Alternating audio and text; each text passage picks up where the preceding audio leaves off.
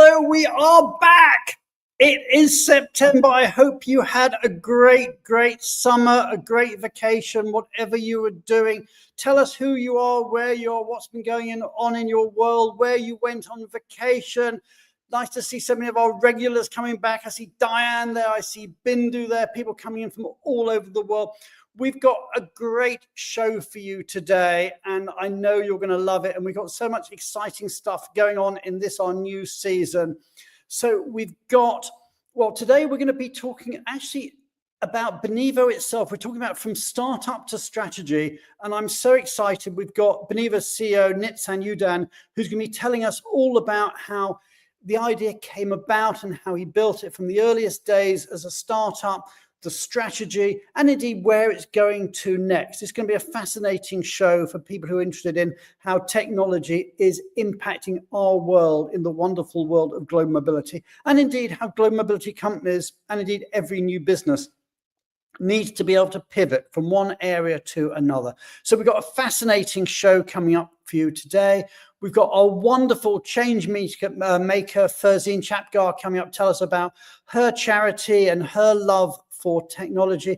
And of course, we've got the wonderful Julia Onslow-Cole giving us an immigration update. And so much has been going on in the world of geopolitics since we were last on air, and indeed just in the last few days. And Julia's going to be covering all that. So you know how it is, everybody. Join in the conversation. Tell us where you are, what's going on in your world, share your news. We want to hear from you, find out what's going on in your world and what is, if there's areas you want us to cover, let us know. Just tell us what's going on. We've got Meredith in the house. Great to see you, Meredith, all the way from Houston. We are available. We are available on LinkedIn. We are available on YouTube. And indeed, if you want us as a podcast, we are also available on Spotify. Now, I know a lot of you want to get your CPE codes, whether from ERC or from SHRM or from HRCI. So let me put those up there. So if you want your CPE codes, well, many thanks to our good friends at Worldwide ERC, and obviously Worldwide ERC in Salt Lake City is coming up fairly shortly. Those are the codes there for your GMS or your CRP codes. And indeed, if you want your HRCI codes or your SHRM codes, many thanks to our really good friends at Rocket Mortgage who've got those for us. So that's a little bit about what's been going on. But obviously, there's been loads of news in our world of global mobility. Loads of people have moved jobs, and indeed, there's loads of new job opportunities out there. So let's have a look. What has been going on in the wonderful world of global mobility in, well, I would say the last 7 days, but it's probably a bit longer than that now. But what is our breaking news?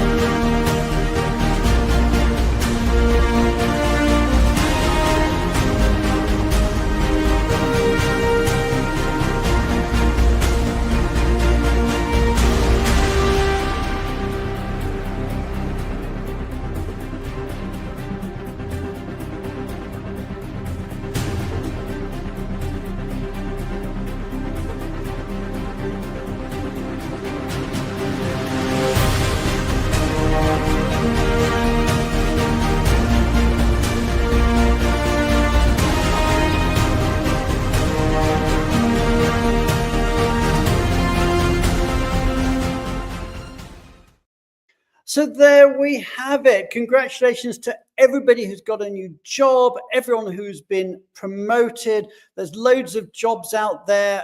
Many congratulations to Sarah Beck on your upcoming wedding. Especially big congratulations to you. So much wonderful news in our industry. I should mention next week, of course, we're back every Wednesday. And next week, well, we've got a fascinating show. We're going to be talking about how you create an intentionally distributed culture, which is an interesting concept. So it's where you actually intentionally want to have a culture of distributed workforce, and that is global mobility at HubSpot. So, I mean, it's a company I think many people will know. So it's going to be a fascinating talk next week, and we're really excited about all that. What we're going to do now is, of course, we're going to be going on to our immigration update, and I'm so excited that Eva, and back from her summer vacation, I'm so excited. We have with us the legend, the wonderful Fragamon's very own Julia Onslow Cole.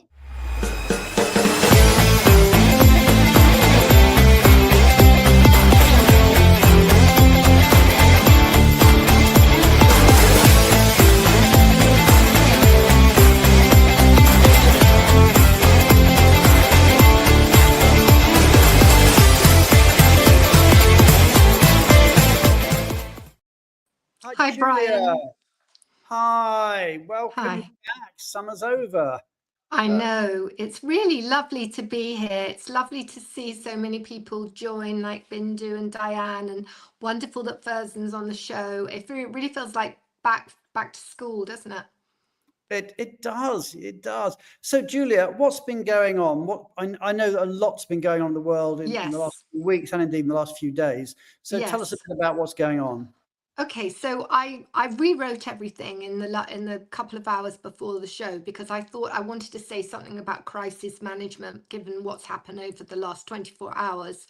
But I wanted to start by just saying something about the global economy. So the global economy hasn't performed as badly as lots of people were saying, and actually business sentiment has slightly improved. So I think in April there was a big survey of businesses, and they said, you know, do you feel that US tariffs are really risking business investment? And the numbers of businesses that said yes significantly has actually dropped by a third. So what we're seeing in summary is this kind of cautious optimism in business. And what that is playing out as is a sort of general trend and hope that by the beginning and middle of next year, we should see some real improvement in the global economy. And I just wanted to explain to everyone why this is, or what sort of main factors are really influencing that. And that is because although there has been all of these US tariffs, what business are really seeing is that President Trump is quite pragmatic in the way that he is imposing these tariffs. So we've seen him, impose tariffs and then perhaps take a pause and pull back and readjust. So that's encouraging investors. And then I think the main thing is that there hasn't been a lot of retaliation from other countries. Now, if you remember, there was this big parallel in the 1930s where, Hoover actually put on these tariffs, and then what happened, and there's these stories that Henry Ford and JP Morgan, stayed in the White House overnight begging him not to. And then there was amazing retaliation. And then that caused the sort of Great Depression. But we've not sort of gone down that path because most countries are just accepting it.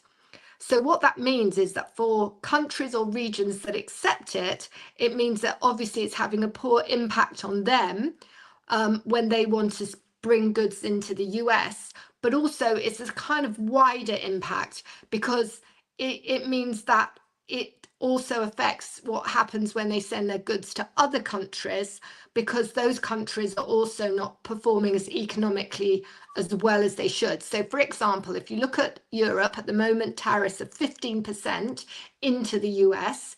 If they're on a China-made ship, that adds another 4%. Not many people know that, but there is this extra tariff if things are carried into the US on a China-made ship. And actually what is a China-made ship?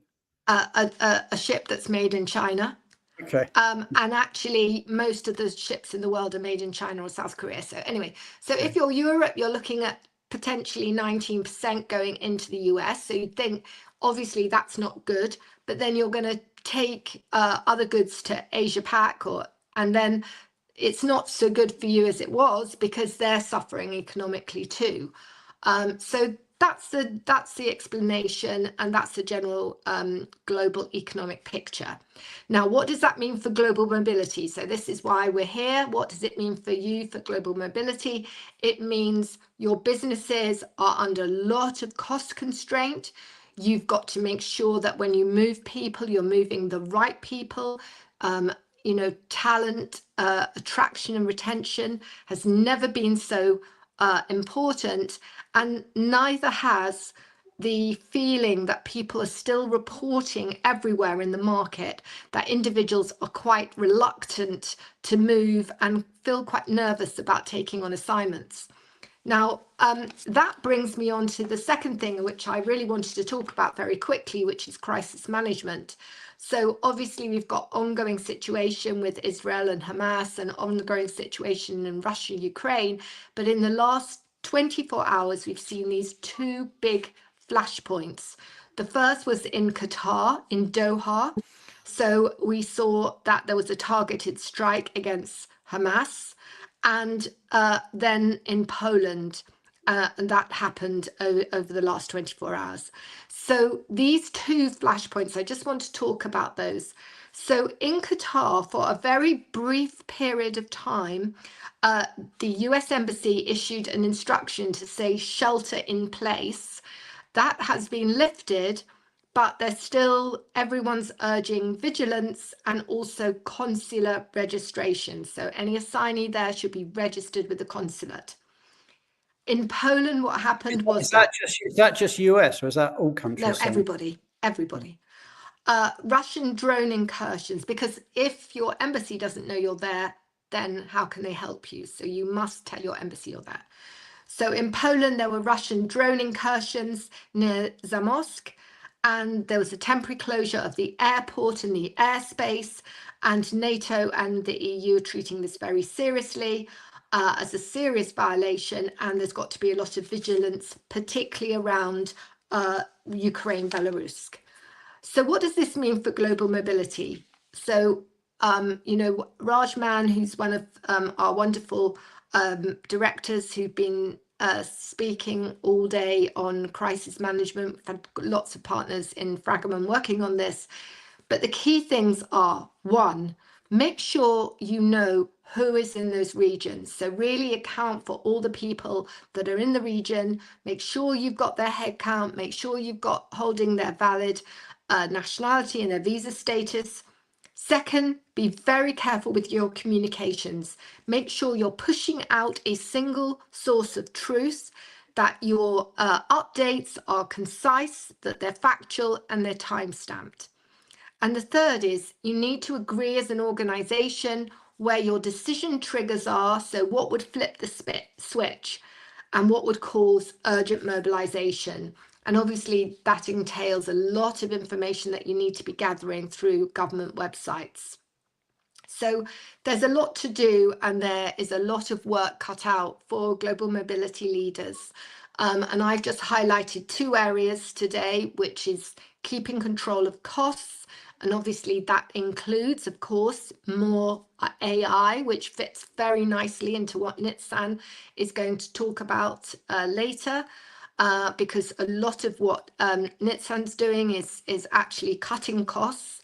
And the second area is crisis management. Okay, so Julia, thank you so much for that update. That's super, super helpful. And obviously in the world of geopolitics, everything changes every day, and we will be bringing you updates every week as we go forward throughout the next season. We're now going to move on. I'm really excited that all the way from the Bay Area, our special guest changemaker today is Ferzin Chapgar. So everybody, you know how it works. Hit the heart button, hit the like button, hit the applause button. Let's say a big, big thank you to Julia Onslow-Cole, and to welcome onto our stage the wonderful Ferzin Chapgar.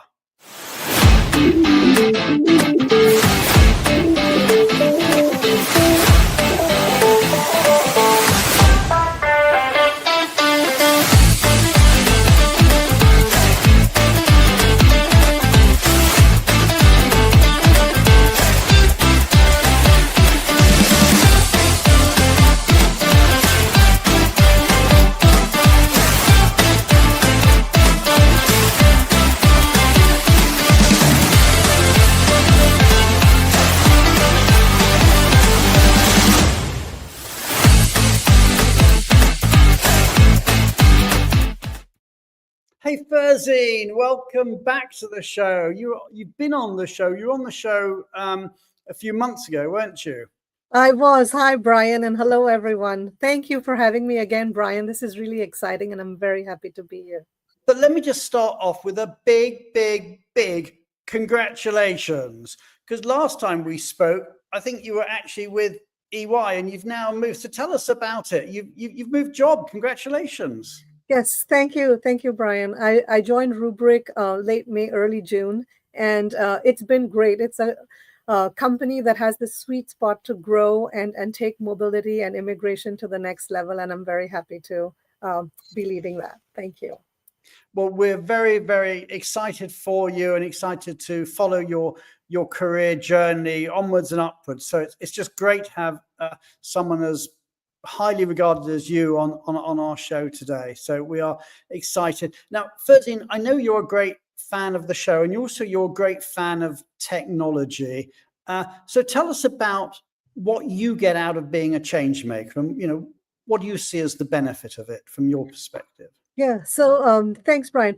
I really think mobility is very human at heart, strategic in its mind, and unstoppable with AI. And I think Benivo combines all of those things and has this great platform for change makers where we can actually meet people, build this community, and grow together and learn together. So this is why I'm really excited to be a part of the Change Makers Network and Okay. also part of Benivo.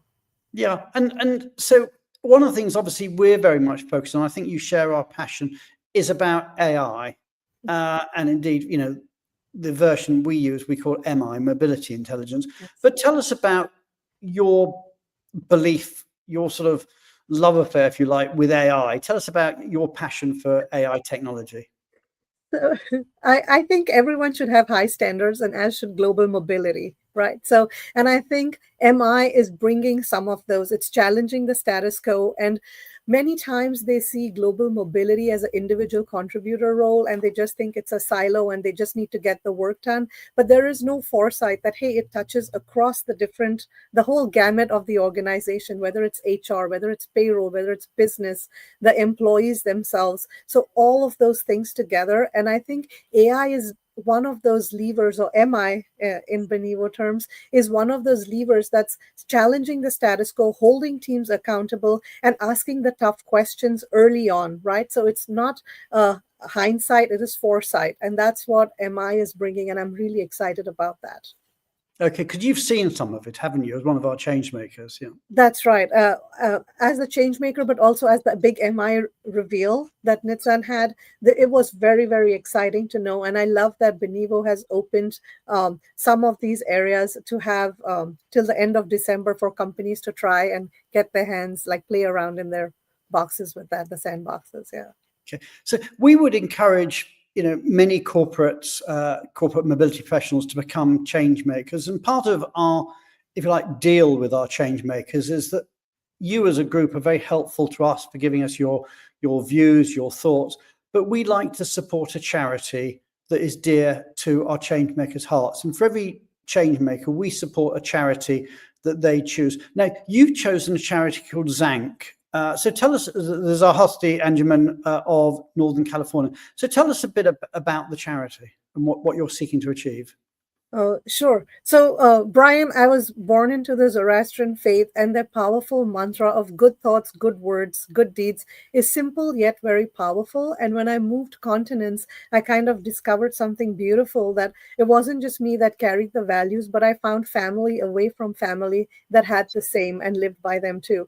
So it was very easy for me to integrate into like a new location or new continent. But also over time, the community has served its people and the areas. And what I found most helpful is now that they're trying to build a community center that can actually hold a large percentage of the population for events and things like that, which is not currently available. And that's why I picked this charity, because every little bit helps for them to meet their goals to build a new community center. So you're involved in building this community center, and whereabouts is it? It's in the Bay Area. No, they're trying to build it in the Bay Area. We already have a association and an organization here. It's just small. The population has grown, and we have outgrown the area that we're currently in. So they're looking for something bigger. Wow, And the Bay Area, nothing is. Yeah, we wish you all the best with it. I know how important community is, and it sounds incredible. And if our own small way we are helping you and your community, then we feel honored to do so. And we are just so grateful that you are one of our change makers. We're going to move on now, and I'm so excited. We've got backstage Nitzan Yudan, who is the inspiration, the driving force behind Benivo, and we're going to be talking a bit about his career journey and where this amazing company is going. So everybody, you know how it works. Let's say a big thank you to Ferzine and a big hello to Nitzan in the time-honored fashion of hit the heart button, hit the like button, and hit the applause button.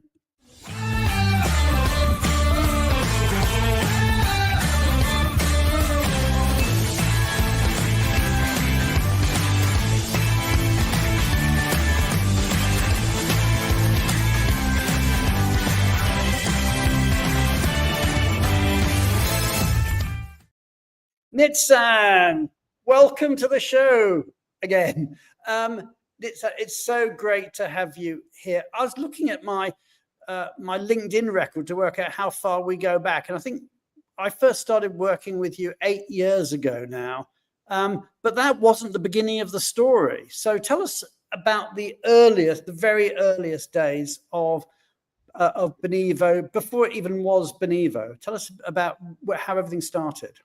Absolutely. Super happy to be here. Thanks. Thank you, Brian. Thanks everyone for joining. It feels like going back to the time of the dinosaurs, right? So I moved to London to live in London now about 16 years ago. And that move was had a lot of challenges. And during that time, my background was in technology, and I thought, surely this can be done differently. And surely, I used to work in payments and payment automation. Something can work in another way. And I didn't know that there is a beautiful industry called global mobility. So because I didn't know about that, I went and I started a different business. It was a consumer business that was called Flat Club. With I the love idea, the name. Flat Club, yeah. Yeah. Flat Club. It was a nice name for Brits, but anyone here from the US will probably connect to some of the nicknames we were getting very quickly, which were like the Fat Club, because flat is a very British word. Yeah, I suppose it's Dominion or something in US speak. Yeah. So Dominion Club wouldn't sound quite so cool. Yeah. So it was a good concept, and we're talking here 2011. Let people give people the opportunity to rent out their property when they don't use it for short term. Now, I'm sure there's another company that has done that. It sounds familiar, right? Yeah. And that was a little bit the problem, is that it was the right idea, perhaps at the right time, but not necessarily with the right funding. Because back then, I raised $1.5 million for that idea.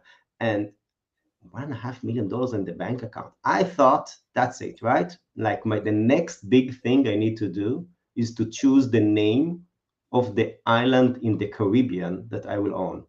That's it. I thought that the road is over. Yeah. Little did I know, right? At the same time, when we raised this $1.5 million, Airbnb raised $1 billion. And now I try to figure out, what's the difference between $1 million to $1 billion? And by the time, I was doing that math in my head, they raised $2 billion more. So, it wasn't going to be an easy fight taking on Airbnb. Absolutely not. And at that time. So you did what all good CEOs do, is you pivoted. Yeah, because at that time, $500 million was used in Europe to compete with Airbnb. $500 million. As of today, 498.5 million of that $500 million is a write-off. It means no one will see the money ever again. one company survive. And that was exactly because what you said, right? Because we were able to realize, okay, that's not going to work. We're not going to win this opportunity. Let's look for other opportunities.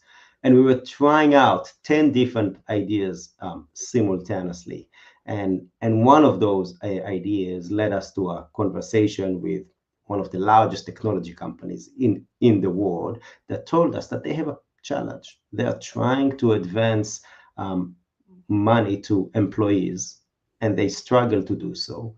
And that they want to give a digital experience because they have a population there that wants a digital experience. And they ask us, can you guys solve it? And as I remember, they wanted to transfer money to employees who weren't quite employees at that stage. They were Correct. new, exactly. They were just about to be onboarded.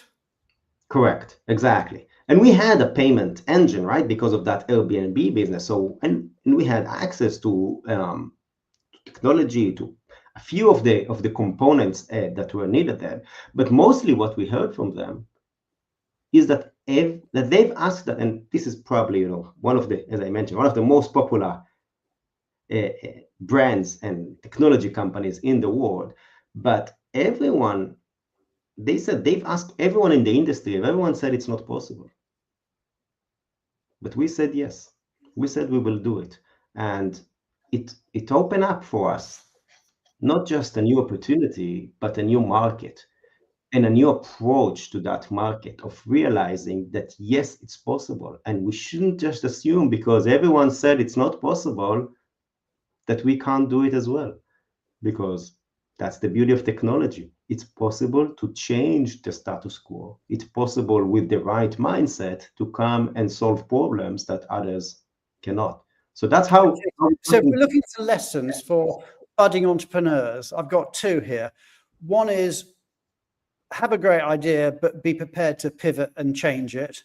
And the other is have that positive mindset, that nothing is impossible mindset, that thinking out the box mindset. Absolutely. And, to steal a quote from Jeff Bezos, it really all starts with customer obsession, with caring a lot about the problem and solving it, and then walking backward.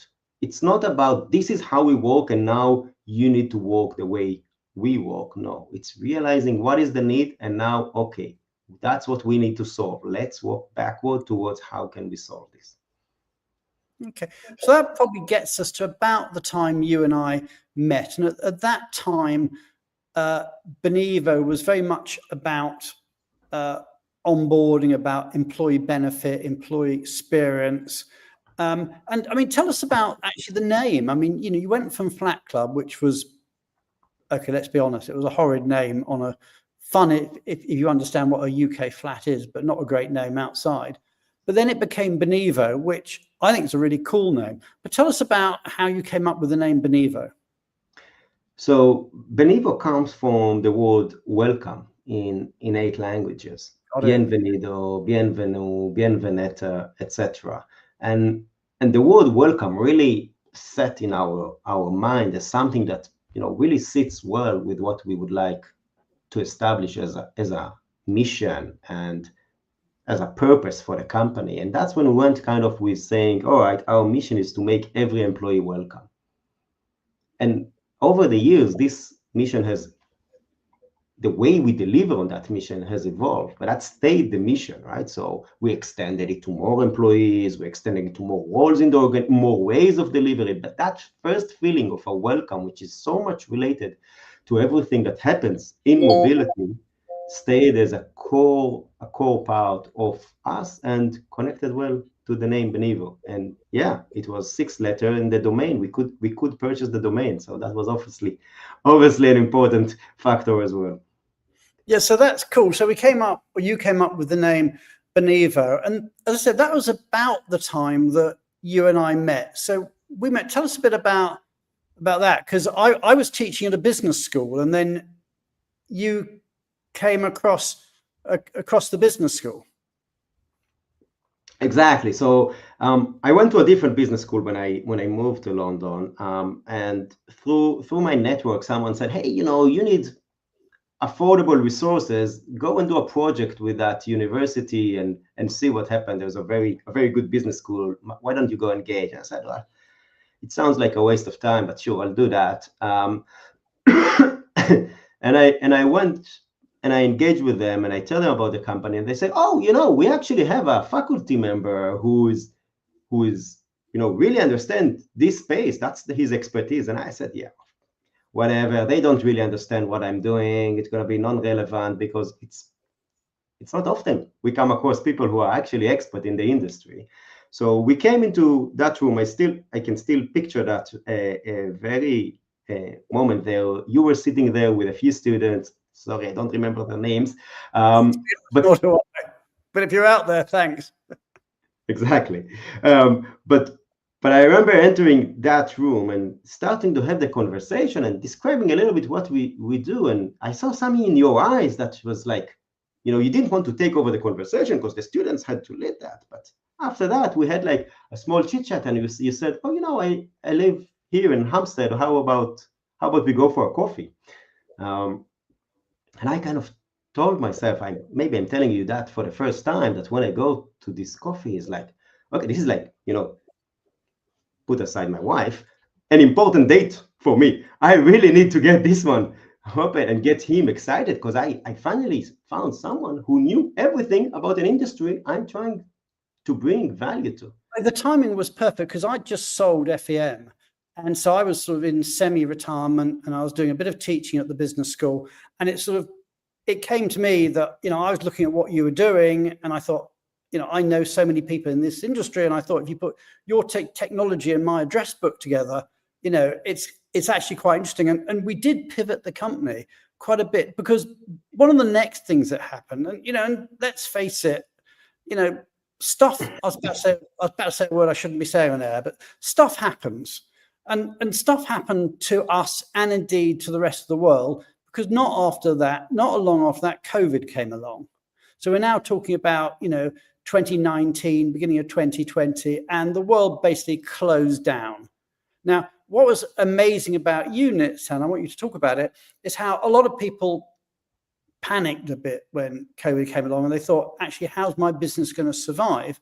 Whereas you took the other opportunity. You thought, this is the best opportunity ever to really redefine the business. So tell us a bit about that and how you took the silver lining out of the global cloud that was coronavirus. Yeah, so that's definitely was a big week. I was with Matthew Chick in BAM in San Francisco, and there was a vibe talking about this thing coming.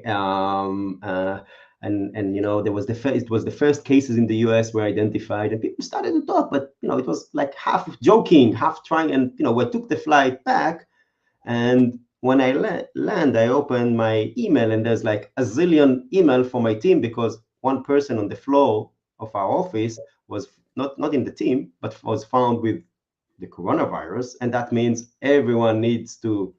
We need to shut down the office. There's nothing. And, at that time, we were not doing any remote work. So basically, shut down the company and welcome to the UK. Welcome back home. And kind of, trying to figure out what's actually happening here. Now, I'm not an expert in healthcare. And maybe now I know a bit more about COVID, as we all had to learn. But what was clear to me is that there's going to be a crisis here, a healthcare crisis, but there's also going to be a financial crisis. And in financial crisis, there are always winners and losers. And I remember then, we were, half lucky, half smart to have money in the bank that allowed us, even with volumes going down, to still operate the business. And I went there and I talked to everyone at Benivo. At the time, I think we were about 70 or 80 people. And I gave a speech that, now we are more than 5 years later, and people still remind me of that, because two things. First, I guess it was more mobile, but second, we have a big team in Benivo that's been working together for many years, and that's what makes a lot of the magic. And what I realized then is that, first, I told everyone your job is secured. Okay, we are not going to do any layoffs. We have enough money in the bank. This is the exact amount we have in the bank. We will assume we're going to have no more revenues for the next year, and I will share with you every time money comes, so we all know where we are. But you don't need now to look right and left and to be worried about what's happened with your job. I just told you that your job is secured. And the second thing, that was a big statement in 2020. Absolutely. On the first week of March, right? Second week. First week was the flight from San Francisco. That was the second week. The second thing I said, we will save money wherever we can, right? We have to drop our cost by 30%, but we're not going to make any layoff. And that's where people kind of find phenomenal idea how to reduce spend and how to become more efficient. But the other thing that I told them was the story of Michael Phelps. And Michael Phelps, for those who don't know, the Olympic swimmer, yeah. The Olympic swimmer, I think he won the most number of gold medals, maybe since someone passed that record. But one of the things that happened to him is that during one of the races in the final of the Olympics, his goggle fell, right? So he couldn't see anything. And you would expect at that stage, how can someone win the gold medal when they, don't have what they were practicing? Yet he managed to continue and not just complete the race, but break the world record. And when he was asked later, he said, well, I didn't look right, I didn't look left on my computer, I just focus on what I do and what I've been doing thousands and hundreds of thousands of times in the swimming pool. And by focusing on myself, I was able to achieve what others will think it's impossible. And I said, let's take that as an inspiration and let's do the same. Because what I will ask everyone now in return is to give the best job, the best work you've ever done. And we took a vision that you shared, that Pankaj Bhatia from our team shared about employee benefit. What we were doing till then, a platform with destination content, with payments, with all kind of things that add value, but were down the list of the priority. Basically, that's great. We'll keep it. But that's not enough. We have to find how we add value to the mobility leaders. How do we transform their role? And that's what we spent the time of the pandemic. For a year and a half, we said, at the end of this financial crisis, there are going to be winners and losers. We want to be a winner. What do we need to do in order to be a winner? And the answer to that was to build what the industry will need next. And that's what we've built, tools for the mobility team to excel in their work, to automate their manual work, to be able to manage their vendors, to be able to bring all the data into one place, run cost estimates, generate documents, everything that is done manually, so we can help them free up time and add strategic value, but also consolidate layers. That was the idea, like how do we solve, because there were technology solutions in mobility, but adoption has been low because let's face it, mobility tech, if you go back in the day, was quite clunky. It wasn't built in the cloud. You have different sign-ons for different aspects. It was just, it was a lot of it was spreadsheets that were sort of pasted behind stuff. There was certainly no fintech involved, and I know that's a big aspect of what Benivo does. But I think one of the interesting things that Benivo has done is, and I'd like you to talk about it, is it's pulled together mobility tech with relocation services. So, it used to be a bit of a sort of... Wait, Brian, I'll take a second here. So hang on, something's going on down here. What is Nitzan up to down there? AI is one thing, but if you don't have enough power in your battery, that's a different story. So, you were going on low battery, right? I was getting a big alert on the screen. Save me now. And this is the benefit of being live. This is what makes this show so much fun. We deal with problems and we get over them. But so Nitzan, I was asking you, about the combination of technology and relocation services and how Benivo, which I know is the first company to have done that, how it pulled together technology and relocation services. Yeah, so I think on that kind of evolution of Benivo, where we really found an area where we could add a lot of value is by combining layers. Because what we were hearing all the time, there are too many layers in mobility, resulting in cost, in lack of automation, in lack of data, and in a lot of complexity. Employees are frustrating as well. So we thought, how can we flatten that? How can technology help that? And we looked at the two layers that exist now, and I'll just explain the names, right? So what is relocation services? Relocation services refers to everything about supporting the employee, a consultant that will provide the brief, that will do the hand-holding, ability to have a vendor network, global, that will manage shipping and temp housing and spouse support and DSP, etc. It's the ability to make payments to employees, to vendors, expense reimbursement, allowances, third party. This is stuff that a number of RMCs would do, but not necessarily from a tech platform basis. Correct. And the part of the compensation accumulation, right? Accumulating all those costs. So those are the four elements of relocation services. And we said, we have to be able to deliver on them. And we've built a value proposition that delivers this today to tens of thousands of moves every year with extremely high satisfaction rate. Now we've added technology there. It doesn't mean that we replace technology. There's still hand-holding. There's still people involved. But the technology that we've added, allowing us to automate, for example, expense reimbursement. Because when we were taking a program from an RMC in this case, and the client told us, oh, the RMC has a team of 15 people, that's the only thing they'll do is reviewing manual expenses. We realized we have to build technology that will allow us to automate that, because that model is not sustainable. When you, as a service provider, I've looked at that, and typically when an expense is being reimbursed, it might take 1 to 2 weeks, maybe even more, to be reimbursed. Whereas with our platform, it gets reimbursed typically within 2 to 3 minutes. So what took weeks is now done in minutes. It's quite amazing how technology has completely changed things. And it adds the value to the employee.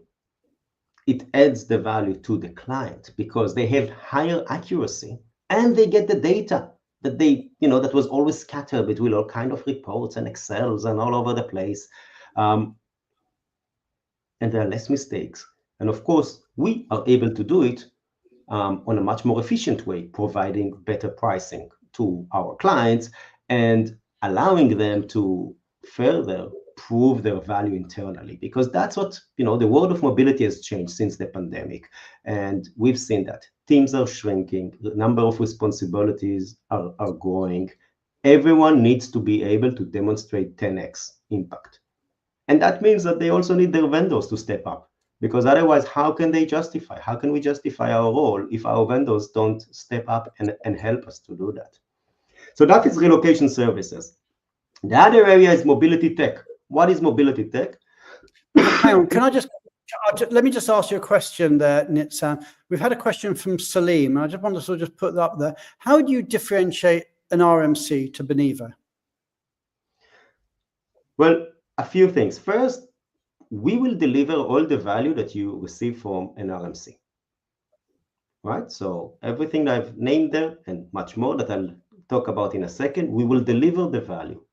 The way we deliver that, our internal work is different. We still have consultants. That doesn't change. The experience for the employee is getting better. But we have internal automation that saves time. Our consultants only need to do value-add consulting.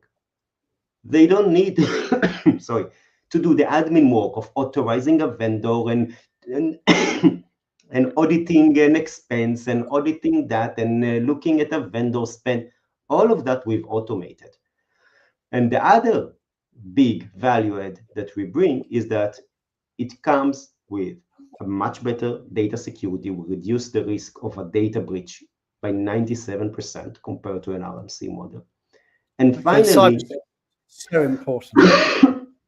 Yeah. And finally, it comes with the mobility tech included. So everything that you would expect from an assignment management tool, that means unlimited cost estimation, document generation, integrating tax, immigration, relocation, all the data into one place, APIs to your systems, the client systems, the ability to issue documents for signatures, to manage the daily task, everything that, data, reports, compensation accumulation, payroll reporting, everything that is mobility tech is included. And instead of needing to pay to two types of vendors, it's one fee, so already saving half the cost, and it's paid, and it's more than just saving money. It's the fact that the data is real. Because anyone who implemented a mobility tech solution and an RMC experienced the problem that they don't really talk to each other and that the data stays manual. In our case, because every payment we make is made on our system, it means that we are automatically generating estimate to actual reports. We are automatically running comp accumulation. That's why we don't need to charge anything extra for that. There's no manual work. This is where we almost go full circle, because you started off, before you started the company, with a background in financial services. You were with a very big, well, no, I don't know if we mentioned the name, but a very world famous payments provider. And so we've actually taken all that fintech knowledge that you had from the earliest part of your career, and for the very first time put that into global mobility. So there is a very serious fintech solution that underpins the platform. And once you've got, as you put it, once you've got that data, apart from the fact that it makes everything more efficient, once you've got the data, you can then analyze. And I do want to get on to talking about AI. I can't believe that we're nearly 50 minutes into the show. We've hardly talked about AI or MI, mobility intelligence, in Benivo speak. But, that was about 2 years ago or something. The world just changed almost overnight as the first AI really came on.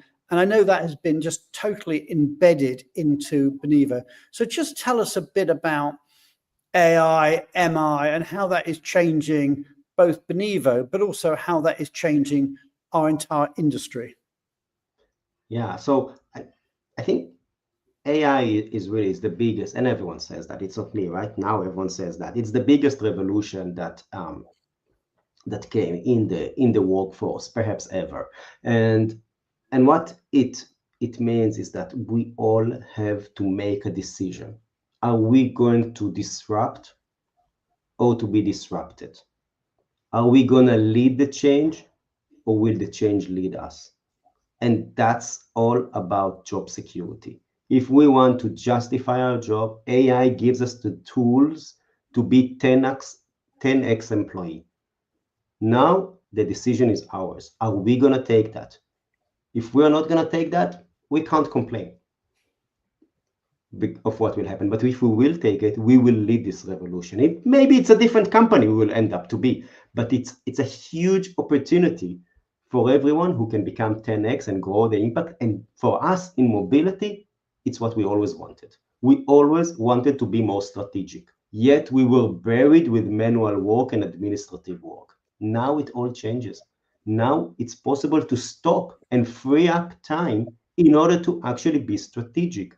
And we've been adopting AI internally in Benivo from really maybe a week after the technology, ChatGPT, the first version was launched.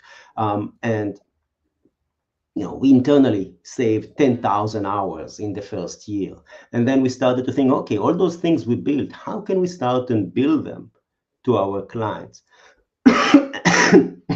Sorry. And that's when we realized the value of MI, mobility intelligence, to build not just a few features and add a chatbot or something, but to rethink what are the core roles of mobility. What do mobility do? How do we elevate that? How do we move the administrative work to be really strategic with a purposeful build tool for mobility? And what does it mean? It allows to change where we are today, because today, and that's McKinsey's research that Julia kindly shared with us, only 14% of HR teams are adopting AI in their day-to-day work. It's the lowest adoption in the organization. I must say, I'm constantly staggered when I talk to people about using AI of any sort, even the most basic sort, and people say, "Oh, we don't really use it," and I just find that strange because you and I think everybody just sort of lives it and breathes it. And the thing that I find incredible is that whatever AI you're using now, this is the worst AI you're ever going to use. It's only ever going to get better and better and better at an incredible rate.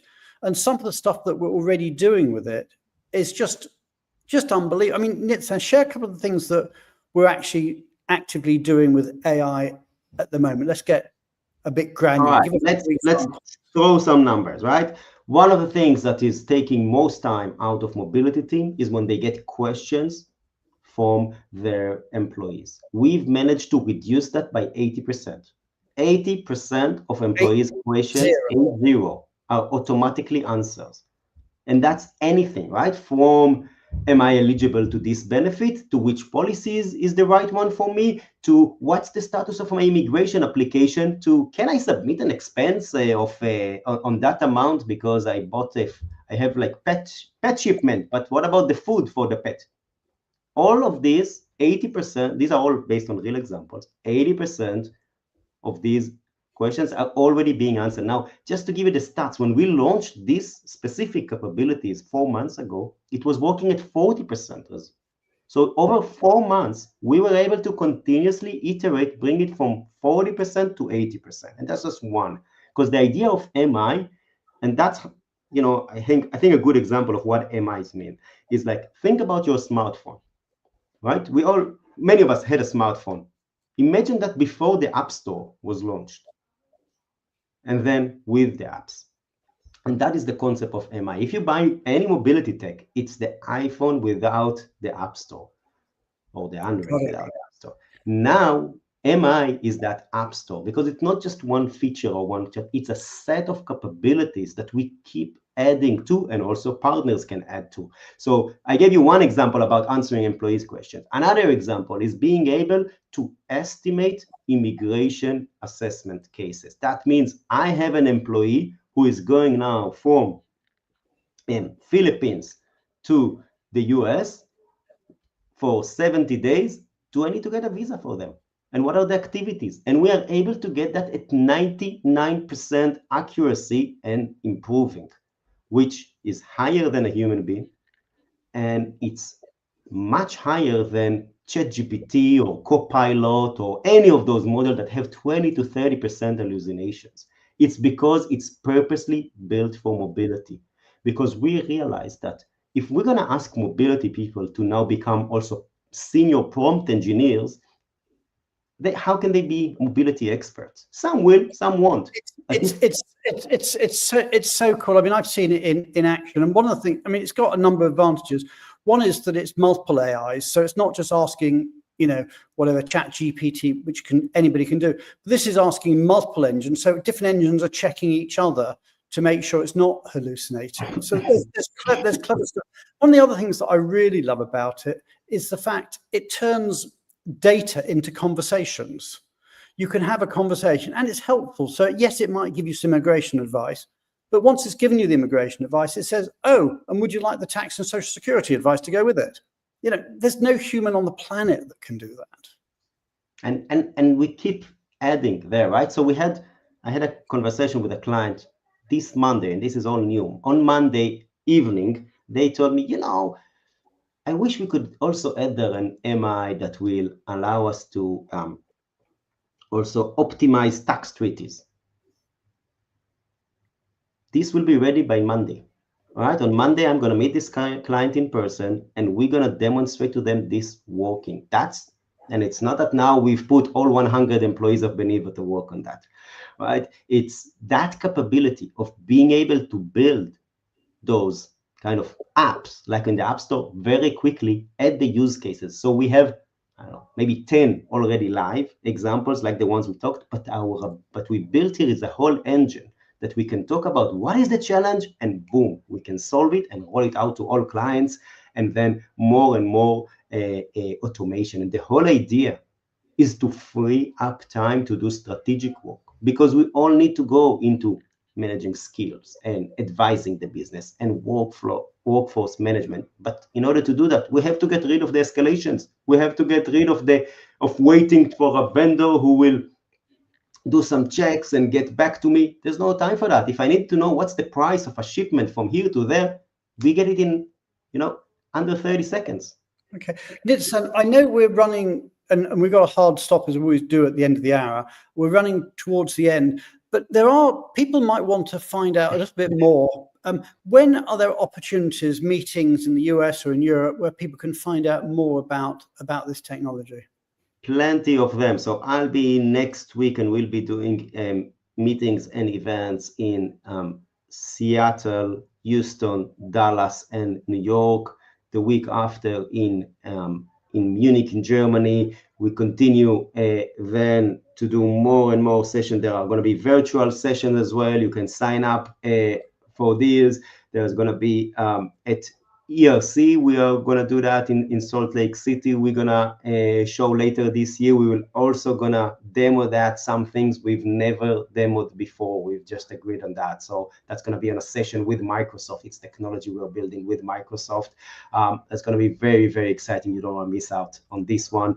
And more at GME and FEM, and plenty of opportunities to experience that, because what we also want to do is inspire us all to become the best version of ourselves. We all have to be 10x employees. Okay, so if anybody wants to find out more, then just shoot us a message. I mean, as it is incredible how fast this is all just changed, and how it's out there, and we now need really, as an industry, to come together. As someone said, I'm not sure who it is, has said, can the track keep up with Nitzan's train? He's ahead of his time. I mean, Nitzan, you truly are a visionary. Karen said you need to come to Austin, Nitzan. I mean, I know you're going to be in Dallas, so we're getting close. I don't know whether we can get you closer to Austin, but we are sadly out of time. But it is just incredible, what is happening with the technology, with the relocation services, and if we look at the whole history of Benivo from those earliest dates as a not very good rival to Airbnb, or certainly not as well funded a rival to Airbnb in its earliest days, to the amazing pivot into employee experience, and then the further move into mobility and into providing not just the employee experience but the back end, the whole financial services, financial tech, the fintech aspects to it. It's been incredible. So I suppose we've got a minute left, Nitzan, and I'll give you like 30 seconds of that minute. What's next? What's the vision? Where's it going? Give us the elevator vision. We are going to continue at the same pace and faster of innovation. So there's going to be a lot more functionality and a lot more layers that we will consolidate, and a lot more value that we're going to add to anyone who works with us, because we want to make sure that mobility leaders who are choosing Benivo are getting their promotion and are the successful people in the organization. So what we do is we spend building the tools to help them achieve that.